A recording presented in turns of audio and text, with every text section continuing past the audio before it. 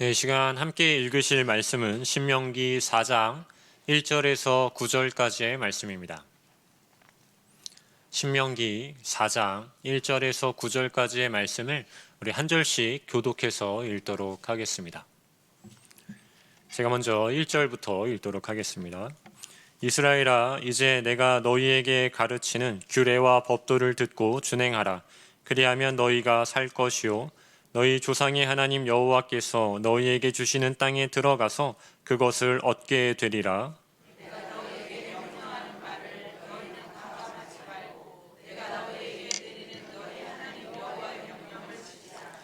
여호와께서 바알브올의 일로 말미암아 행하신 바를 너희가 눈으로 보았거니와 바알브올을 따른 모든 사람을 너희의 하나님 여호와께서 너희 가운데에 멸망시키셨으되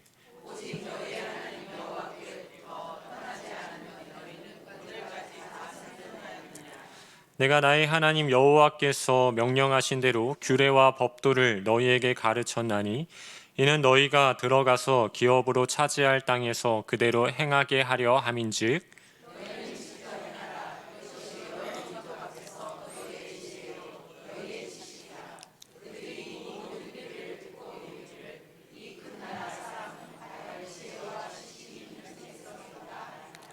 우리 하나님 여호와께서 우리가 그에게 기도할 때마다 우리에게 가까이 하심과 같이 그 신이 가까이 함을 얻은 큰 나라가 어디 있느냐.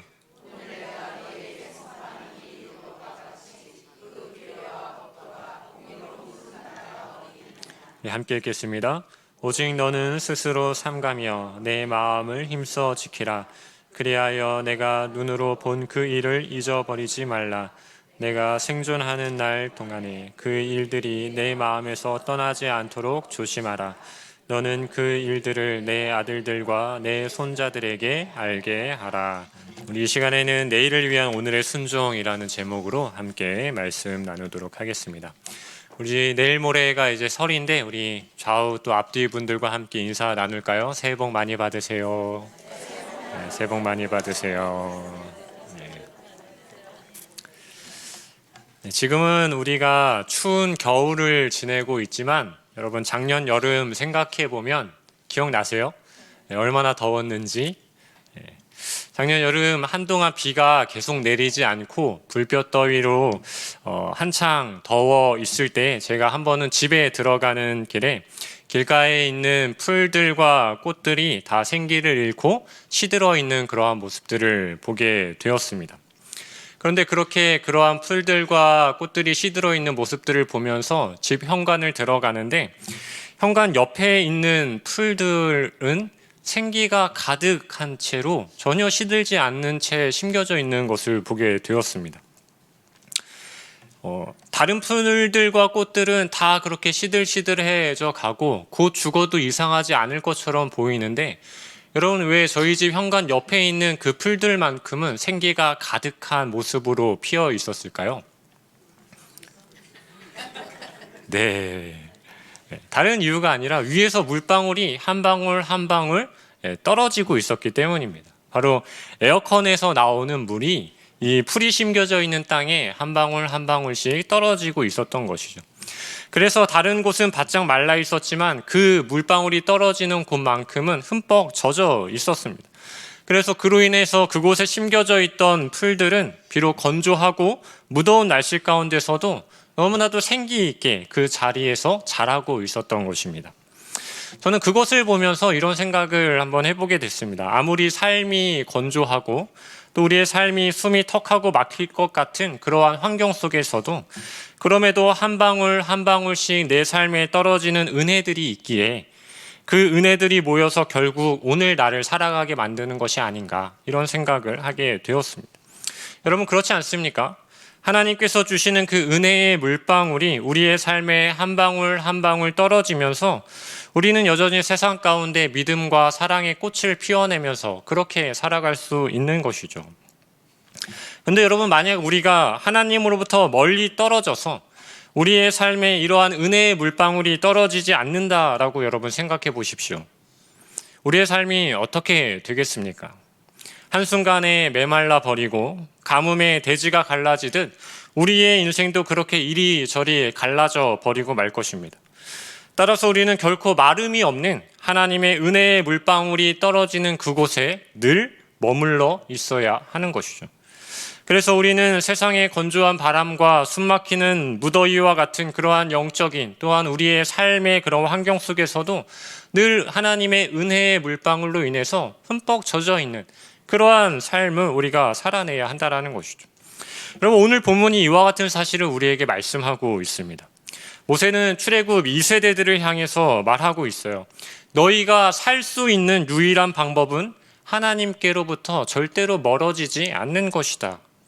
여러분, 오늘 본문 4장 1절 상반절 말씀을 보면 이렇게 기록하고 있죠. 우리 같이 한번 읽어볼까요? 시작. 이스라엘아, 규례와 법도를 듣고 준행하라. 그리하면 너희가 살 것이요. 그러니까 너희가 살 것이다. 모세가 하는 너희가 살 것이다 라는 이 말은 그냥 추상적인 말이 결코 아닙니다. 그냥 너희가 잘 살게 될 것이다. 어떻게 될지는 모르겠지만 어쨌든 이렇게든 저렇게든 살게 될 거야 라고 이렇게 말하는 것이 아닙니다. 그럼 모세는 지난 40년간 목격했습니다. 무엇을 목격해 왔습니까? 실제로 하나님을 떠난 백성들의 모습, 하나님을 떠나 하나님의 말씀을 거역한 이스라엘 백성들의 그 결과를 목격해 왔죠. 여러분, 그 결과가 무엇이었습니까? 지난 40년간 광야에서 서서히 죽어간 그들의 비극적인 모습이 그들의 결과 아니었습니까? 하나님을 떠나서는 결코 살 수 없다는 사실을 뼈저리게 느낀 모세는 이스라엘의 다음 세대들을 향해서 결코 너희는 그러한 비극적인 죽음에 이르지 않기를 간절히 원하면서 이 말씀을 전하고 있는 것이죠. 너희가 하나님을 떠나서는 결코 살 수 없다. 하나님을 떠나서는 은혜의 목마름에 절규하며 너희가 죽을 수밖에 없으니 결코 하나님을 떠나지 말라고 온 마음을 모아서 기도하며 전하고 있는 것입니다. 모세가 이 세대들, 이 자녀 세대들이 결코 죽지 않기만을 바라고 있는 것일까요? 그렇지 않죠. 1절 하반절 말씀을 보면 이렇게 기록하고 있습니다. 너희 조상의 하나님 여호와께서 너희에게 주시는 땅에 들어가서 그것을 얻게 되리라. 그러니까 너희가 죽지 않을 뿐만 아니라 너희가 약속의 땅에서 잘 살아야 할 것이 아니냐. 약속의 땅에서 행복하게 살아야 하지 않겠냐. 하나님을 떠나지 않을 때에만 너희에게 주시는 약속의 땅에 들어가서 하나님과 함께 기쁘고 즐거운 삶을 살 수 있을 것이라고 말하고 있는 것이죠. 그러니까 이 모세의 마음은 마치 자녀를 너무나도 사랑하는 부모의 마음과 같습니다. 진정이 자녀들이 까딱하면 죽을 수밖에 없는 그러한 상황 가운데서 그들이 결코 죽지 않기를 바라는 마음으로 이 말씀을 전하고 있는 것이죠. 사랑하는 이 자녀 세대들이 살아가는 것이 아니라 약속의 땅에서 하나님의 은혜와 사랑 가운데서 영원한 즐거움 가운데서 살아가기를 그렇게 간절히 바라는 부모의 마음으로 이 말씀을 전하고 있다는 것이죠. 여러분, 하나님도 지금 여러분들을 향해서 이러한 마음으로 우리에게 이 말씀을 주시고 계신 것입니다. 내가 부어주는 은혜의 그 물줄기를 떠나서는 너희가 결코 살 수 없으니 나를 떠나지 않기를, 나를 떠나지 않고 내가 약속한 영원한 나라에서 나의 사랑 안에 거하며 영원토록 살아가기를 간절히 원하는 마음으로 하나님께서도 우리에게 이 말씀을 전해주고 계신다라는 것이죠. 우리도 하나님 아버지의 이 마음을 느끼며 오늘의 이 말씀을 우리의 마음에 담아낼 수 있기를 간절히 소망합니다. 여러분, 모세는 하나님께 붙어 있는 것이, 하나님을 떠나지 않는 것이 얼마나 중요한 것인가를 깨닫게 하기 위하여서 이 광야 기간 막바지에 있었던 바알볼 사건을 이 자녀 세대들에게 이야기합니다. 이 바알볼 사건은 모세가 설교하는 이 시점에서 불과 몇 달 전에 있었던, 최근에 발생했던 매우 비극적인 사건이었습니다. 이 비극적인 사건을 간략하게 설명해 보면 이스라엘이 이제 가나안 입성을 앞두고 시딤에 머물러서 전열을 가다듬는 그러한 시간이었습니다.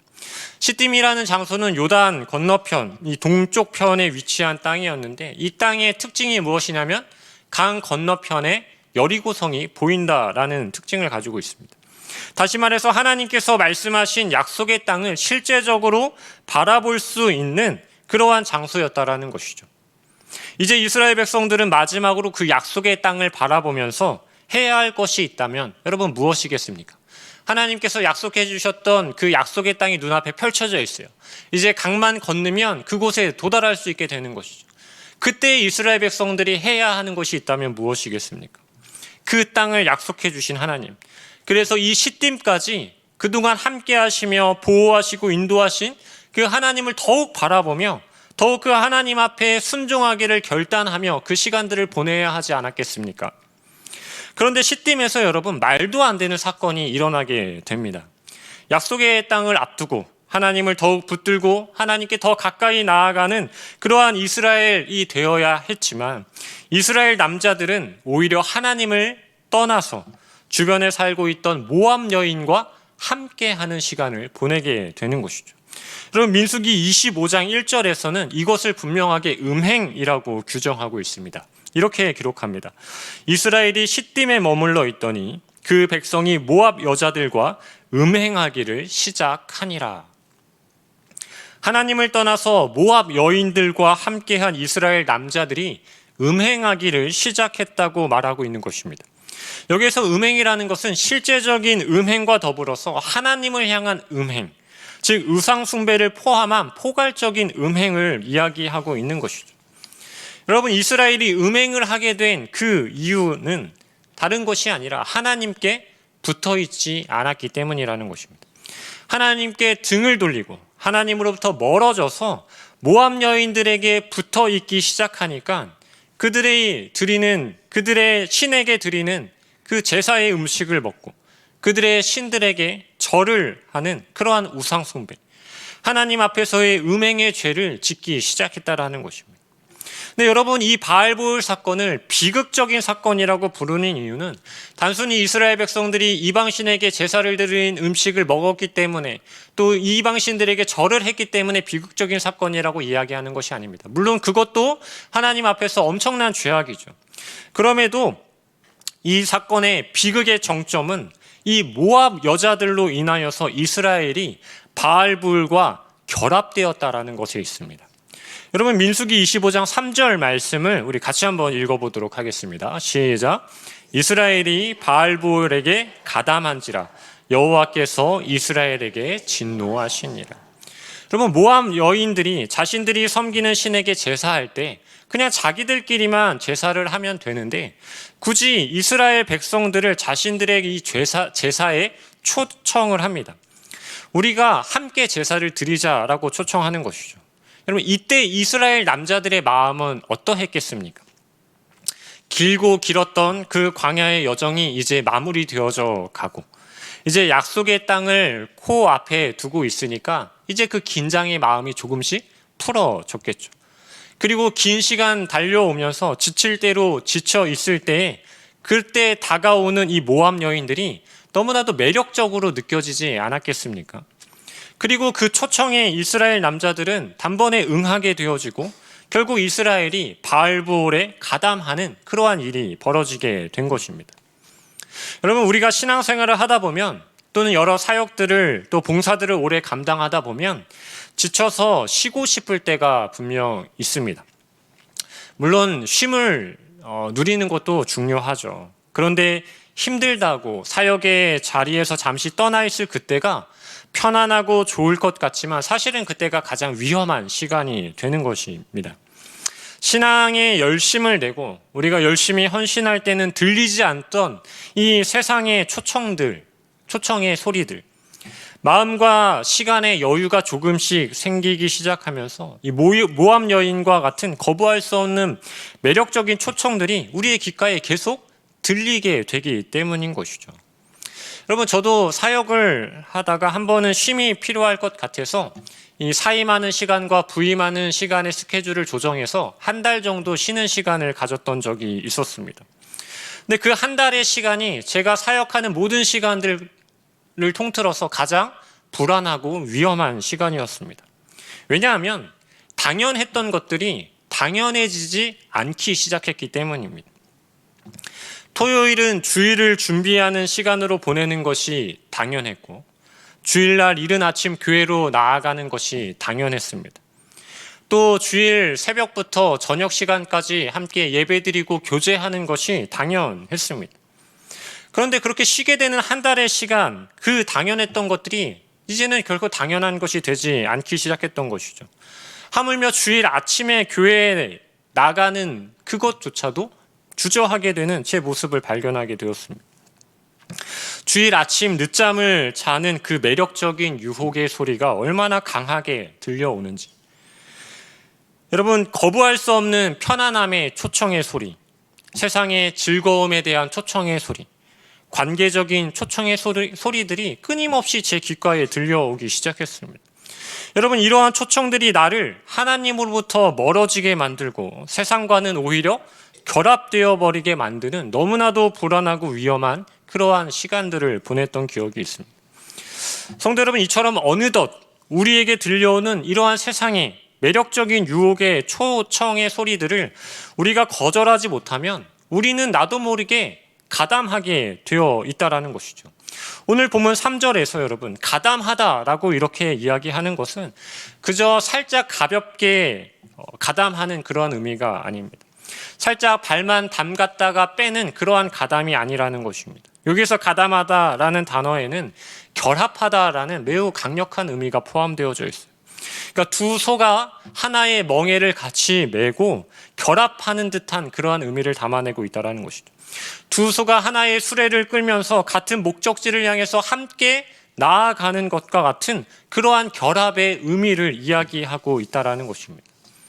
여러분, 이스라엘이 어떠한 민족입니까? 가장 작은 나라였지만 하나님의 선택과 하나님의 사랑하심으로 인해서 가장 강한 나라가 된 그러한 민족 아닙니까? 거룩한 백성으로, 또 거룩한 제사장 나라로 그렇게 구별된 민족이 바로 이 이스라엘이었습니다. 따라서 이스라엘은 하나님의 그 말씀 안에서 날마다 하나님과만 결합해야 하는 구별된 하나님의 민족이었다라는 것입니다. 더욱이 하나님의 약속이 눈앞에서 실제적으로 펼쳐져 있는 그 약속의 땅을 바라보는 과정 가운데서 하나님의 그 돌보심과 은혜 가운데 그 땅에 도착하게 된 그러한 시점 가운데서 그 약속의 땅을 바라보면서 오히려 하나님과 더 끈끈하게 결합되어지는 것이 아니라 오히려 바알브올과 결합하게 되었다라는 것이죠. 여러분, 이스라엘을 향한 하나님의 사랑은 너무나도 컸죠. 그래서 하나님은 이스라엘을 사랑하시기 때문에 끊임없이 이스라엘을 오히려 하나님께로 초청하셨어요. 하나님의 능력을 이스라엘에게 계속 보여주시면서 우상에게 나아가지 말고 하나님께만 나아올 수 있도록 하나님은 이스라엘을 하나님 자신에게로 날마다 부르시고 초청하셨다라는 것이죠. 그러면 그럼에도 이스라엘은 모압 여인의 그 한 번의 초청으로 인하여서 하나님이 아닌 바알불과 결합하였기 때문에 이것이 성경 역사상 가장 비극적인 사건 중에 하나라고 우리가 말하는 것이죠. 사랑하는 성도 여러분, 여러분들은 누구와 무엇과 결합하며 이 땅을 살아가고 계십니까? 혹시 세상으로부터 들려오는 세상의 초청에 응답하며 세상과 결합한 채 살아가고 있지는 않으십니까? 여러분, 생각해보면 하나님은 날마다 우리를 초청하고 계세요. 세상을 살아가는 우리의 연약함을 너무나도 잘 알고 계시기 때문에 우리가 하나님과 늘 결합하며 거룩한 삶을 살아갈 수 있도록 하나님은 나와 결합하자고 끊임없이 우리를 부르고 계신다라는 것입니다. 여러분, 그런데 어떻습니까? 그럼에도 우리는 세상의 초청에 너무나도 쉽게 응하는 그러한 삶을 살아가고 있을 때가 너무나도 많다라는 것이죠. 모압 여인의 초청에 이스라엘이 조금의 주저함도 조금의 망설임도 없이 이방신의 제사로 나아간 것처럼 우리도 세상으로 너무나도 쉽게 나아가고 있는 것은 아닌가, 우리가 고민하고 점검해야 한다는 것입니다. 여러분, 어쩌면 누군가는 내가 가지고 있는 이 믿음을 바라보면서 나는 믿음이 있으니까 세상의 어떠한 유혹과 세상의 어떠한 초청에도 결코 하나님을 떠나지 않을 것이라고, 세상과 결합하지 않을 것이라고 생각하시는 분들이 계실 수도 있을 것 같아요. 그러나 여러분, 마귀는 우리의 모든 생각을 뛰어넘는 방법으로 우리를 유혹하고 우리의 믿음을 한순간에 무너뜨릴 방법을 가지고 우리를 도전합니다. 여러분, 이스라엘 백성들을 보십시오. 지난 40년 광야에서 베풀어 주신 하나님의 그 놀라운 일들을 보았고 또 들었을 것입니다. 그리고 정말로 약속의 땅을 앞에 두게 되었습니다. 여러분, 이 순간만큼 하나님에 대한 믿음이 얼마나 크게 되었겠습니까?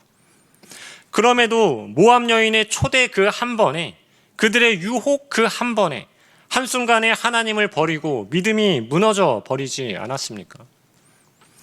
여러분, 제가 최근에 읽은 책 중에 사탄과의 싸움이라는 책이 있습니다.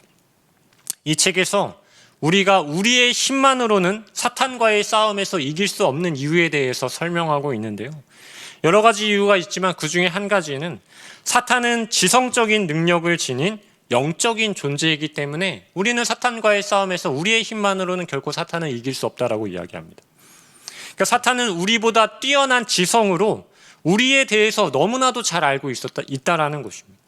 또한 영적인 존재이기 때문에 우리의 생각에 영향을 끊임없이 미쳐서 자신의 책략에 늘 걸려 넘어지도록 만들 수 있다라는 것입니다. 하와에게는 사과를 통해서, 노아에게는 포도주를 통해서, 게하시에게는 옷을 통해서, 유다에게는 돈주머니를 통해서 그들을 넘어지게 했다라는 것입니다. 사탄은 모든 우리가 가지고 있는 방어막들을 허물어뜨려서 유혹의 덫에 걸리게 만드는 그러한 경험과 능력이 너무나도 풍부하다라는 것이죠. 그러면서 이렇게 얘기합니다. 젊은이에게는 아름다움으로, 검약한 사람에게는 돈으로, 야심이 있는 사람에게는 권력으로 그들을 유혹한다라고 이렇게 말합니다. 그러니까 사탄은 우리가 무엇에 가장 취약한지, 우리의 가장 연약한 부분이 무엇이고 우리를 언제 무엇으로 공격할 때가 가장 좋은 때인지를 사탄은 너무나도 잘 알고 있다는 것입니다. 이스라엘 백성이 하나님을 떠나 바알과 결합하는 그 최적의 장소와 때와 방법을 사탄은 동원했던 것이죠. 어쩌면 사탄은 우리와의 싸움을 이렇게 준비하고 있을지도 모릅니다. 우리가 이스라엘의 이 남자들처럼 믿음을 저버리고 하나님께 등을 돌리고 세상과 결합하여서 영원한 죽음에 이르게 되어지는 그러한 가장 좋은 타이밍과 가장 좋은 무기를 고르면서 그러한 싸움을 준비하고 있을지도 모르겠습니다. 사랑하는 성도 여러분, 그렇다면 우리는 어떻게 이러한 유혹과 도전 속에서, 사탄이 걸어오는 이러한 싸움들 속에서 우리는 어떻게 죽음에 이르는 길을 선택하지 않을 수 있을까요? 여러분, 바알불 이 사건으로 인해서 무려 2만 4천 명이 죽게 되었습니다. 그러나 그 가운데서도 여전히 살아있는 사람들이 있었죠. 오늘 본문 신명기 4장 4절에서 모세는 당시 살아남은 사람들이 어떤 사람들이었는지를 말합니다. 우리 4절 말씀 같이 한번 읽도록 하겠습니다. 시작. 오직 너희의 하나님 여호와께 붙어 떠나지 않는 너희는 오늘까지 다 생존하였느니라. 여러분, 어떤 사람들이 죽지 않고 생존하였습니까? 견고히 하나님께 붙어있는 사람들. 여기서 하나님께 붙어있다라는 동사는 하나의 덩어리를 구성하도록 단단하게 결속되어져 있는 상태를 의미합니다. 이것은 마치 부부가 한 몸을 이루듯 결합되어져 있는 것을 의미하는 것이죠. 여러분, 우리가 앞서 살펴보았던 바알볼에게 가담했다라는 의미도 결합하다라는 의미를 가지고 있었잖아요. 여러분, 바알볼과 결합한 백성들의 결과는 무엇이었습니까? 죽음이었죠. 근데 여러분, 하나님께 결합되어져 있는 사람들의 결과는 무엇입니까? 살아있게 되는 것입니다. 여러분, 이처럼 우리가 누구에게 결합되어져 있는가가 우리가 사느냐 죽느냐를 결정하게 되는 것입니다. 여러분, 사탄이 아무리 매력적인 무기를 가지고 우리에게 싸움을 걸어와도, 사탄이 아무리 좋은 때와 방법을 동원해도 우리가 하나님께 붙어 떠나지 않을 때 우리는 살 수 있는 것입니다. 여러분, 아삽의 고백처럼 하나님을 가까이 하는 것이 우리에게 복이고, 오늘 본문의 말씀처럼 하나님께 붙어 있는 자가 영원한 생명에 이르게 되는 것이죠. 성도 여러분, 여러분들은 세상과 결합되어져 있으십니까? 하나님과 결합되어져 있으십니까? 여러분, 세상에 가담하고 계십니까? 하나님께 붙어 있으십니까? 저는 이 자리에 모인 우리 모든 성도님들이 결코 하나님을 떠나지 않기를 간절히 소망합니다. 그래서 하나님께서 주시는 은혜의 물방울로 우리의 영혼을 한 방울 한 방울 채워가며 영원토록 생명력 넘치는 복된 삶을 살아낼 수 있는 우리 모든 연희의 성도님들이 될 수 있기를 간절히 소망합니다. 여러분, 그렇다면 마지막으로 우리는 어떻게 그렇다면 하나님께만 붙어 있을 수 있을까요? 여러분, 사탄이 던지는 나를 죽이는 세상의 매력적인 것들, 그래서 나와 결합되어져 있는 세상의 것들이 있다면 우리는 그러한 것들을 과감하게 잘라내 버릴 수 있어야 합니다. 여러분, 언젠가 제가 뉴스에서 일본에서 진행한 한 달팽이에 관련된 연구를 본 적이 있습니다. 사진 하나 띄워주시겠습니까? 네, 저 달팽이이죠. 여러분, 저 달팽이는 머리와 몸통이 지금 분리되어져 있는데 저 달팽이는 스스로 자신의 머리를 몸통에서 분리해낸 것입니다. 스스로 잘라내 버린 것이죠. 여러분, 달팽이가 왜 스스로 자신의 몸통을 잘라내 버렸겠습니까? 연구진에 따르면 달팽이의 몸통에 기생충이 달라붙어 있어서 그 몸을 썩어버리게 만드는데 그 기생충을 스스로 떼어낼 방법이 없었기 때문이라는 것입니다. 달팽이는 자기 몸과 결합되어져 있는 기생충을 가만히 내버려 두면 결국은 자신이 죽게 될 것을 알고 있기 때문에 자신의 몸을 잘라내는 것이 비록 고통스러울 수 있지만 생명을 위해서 과감하게 기생충과 결합되어져 있는 자신의 몸통을 잘라내 버린다라는 것입니다. 여러분, 우리를 죽음으로 몰고 가고 있는 세상과 결합되어져 있는 우리의 삶의 모습들이 있다면 우리도 과감하게 잘라 버릴 수 있어야 한다는 것입니다. 그럼 그것이 결코 쉽지 않고 때로는 그것이 고통스러울 수 있지만 해내야 한다는 것이죠. 세상과 결합하여 자꾸만 세상을 더 사랑하게 만드는 것이 있다면, 그것으로 인해서 우리의 영혼이 썩어가고 있다면, 그래서 우리가 죽음에 이르는 그러한 삶의 모습들을 우리가 가지고 있다면 과감하게 잘라내야 한다는 것입니다. 그리고 우리는 기도해야 하는 것이죠. 하나님, 세상과 결합된 내 삶의 모습들을 과감하게 잘라낼 수 있는 힘과 용기를 주십시오.